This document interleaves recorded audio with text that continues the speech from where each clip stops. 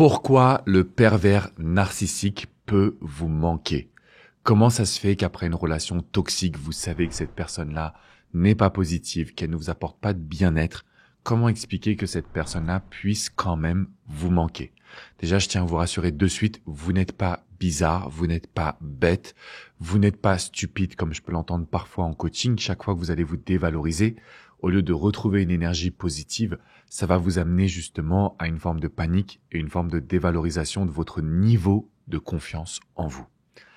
Dans cette vidéo, je vais vous expliquer comment est-ce que vous arrivez à ressentir un manque, même dans une relation qui a été toxique. Et ce que je vais vous transmettre, c'est bien évidemment les solutions pour que vous arriviez à vous en protéger. Je sais qu'aujourd'hui, on parle de pervers narcissiques à tout bout de champ. Et pendant un petit moment, je me suis même demandé, est-ce que c'est pas un effet de mode? Et puis au travers des coachings que je réalise, ça fait quand même depuis 2007, je me suis aperçu qu'il y a vraiment des personnes qui sont mal intentionnées. Et vous allez me demander en coaching, mais Alex, c'est quoi son intérêt? C'est quoi son intérêt d'avoir le contrôle? C'est quoi son intérêt de me faire perdre confiance en moi? C'est quoi son intérêt de me rendre malheureux ou malheureuse? Quand vous êtes face à cette situation, il faut savoir qu'il n'y a pas de réponse précise. On sait qu'il y a des êtres humains qui ont des mauvaises attitudes, qui ont des mauvais comportements, qui ont envie de s'amuser avec d'autres êtres humains. Et ça rend la situation quasi incompréhensible pour vous. Donc moins vous comprenez, plus vous restez accroché et plus vous allez ressentir un manque. Parce que vous n'aurez pas les réponses à vos questions. C'est important quand même d'avancer. C'est important de tourner la page, de se protéger, de se dire, même si j'ai pas toutes les réponses, aujourd'hui, je décide de clôturer ce chapitre de ma vie. Ça, c'est ce que je vais vous transmettre comme conseil si je vous avais en coaching, mais c'est vraiment important pour moi que vous puissiez aussi entendre ce discours parce que très souvent, vous allez ressasser tout le passé, vous allez refaire le fil de votre histoire et vous allez prendre les torts sur le dos. C'est-à-dire que vous allez vous demander qu'est-ce que j'ai fait de mal, comment j'aurais pu agir différemment, et si finalement tout n'était pas de ma faute. Et quand vous agissez de cette façon-là, vous rentrez à 100% dans le jeu du pervers narcissique.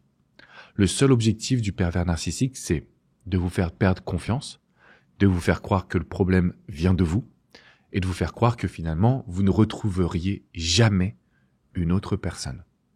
Donc, toutes ces peurs, toutes ces phases de panique vous amènent à ressentir un manque. Je voulais qu'on aille plus loin. Je voulais vraiment vous transmettre ma vision des coachings. Premier point que je voulais vous partager. Pourquoi est-ce que vous allez ressentir un manque? C'est très simple. C'est parce que vous êtes une vraie personne entière. C'est-à-dire que quand vous allez aimer, vous allez le faire à la vie, à la mort. C'est-à-dire je donne tout. Je donne tout sans relâche, sans exception, sans réfléchir, parce que c'est ça l'amour. D'ailleurs, c'est comme ça qu'on nous a traduit les relations amoureuses. Quand on va regarder les films, quand on va regarder les dessins animés, tout est là, l'eau de rose, et en gros, il faut se battre, se serrer les coudes, sans forcément se poser des questions. Ce que je veux vous transmettre dans cette vidéo précise, c'est que parce que vous êtes entière, parce que vous avez décidé de vous engager dans cette histoire, eh bien, vous allez ressentir un manque. Vous allez ressentir une situation qui vous chagrine. Et mon objectif principal, c'est de vous expliquer que être entier ou entière, c'est vraiment la bonne façon de procéder. C'est ça l'amour. L'amour, c'est pas calculer. L'amour, c'est pas se dire t'as fait ci donc je fais ça. Pas du tout. Simplement, quand on est dans une situation où on ne reçoit pas la même chose, il faut qu'on accepte de prendre de la distance. Il faut qu'on accepte de mettre des mots s'il y a de la toxicité. Et donc pour vous, vous allez rester cette personne entière, sauf que vous allez commencer à observer ce que vous aimeriez recevoir. Et si la personne ne fait pas les efforts, vous allez naturellement vous en détacher et le manque ne se fera plus ressentir.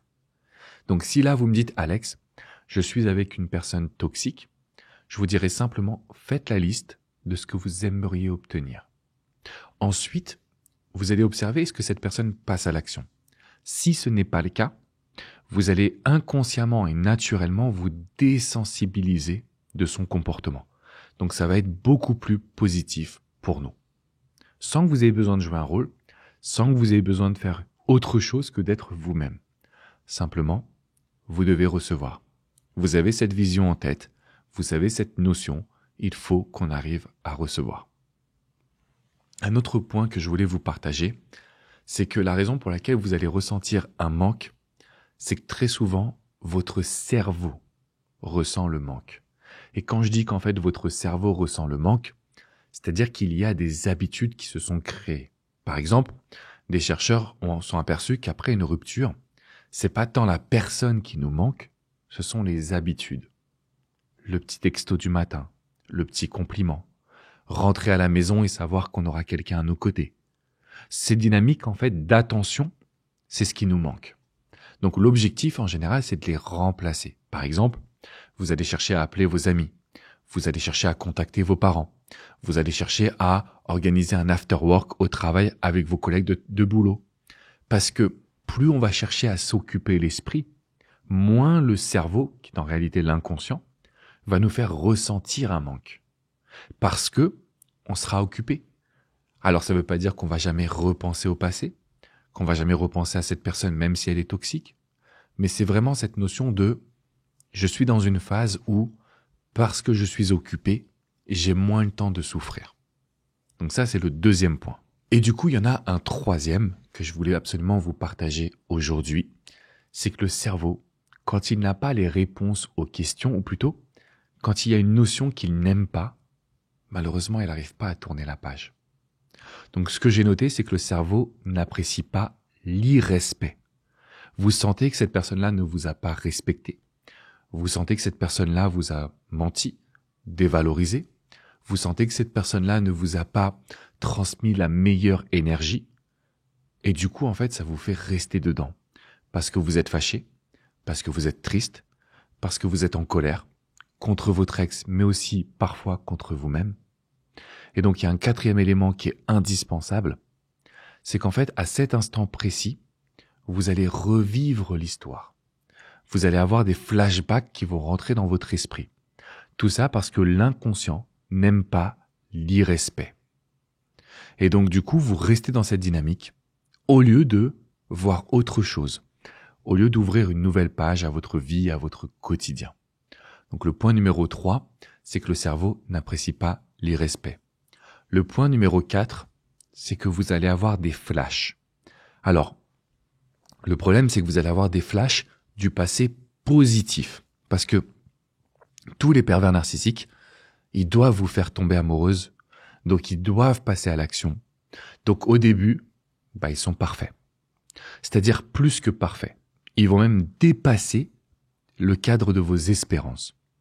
Et puis au fur et à mesure, vous allez voir leur vrai visage, vous allez ressentir leur énergie, vous allez voir que finalement, ils changent de comportement également.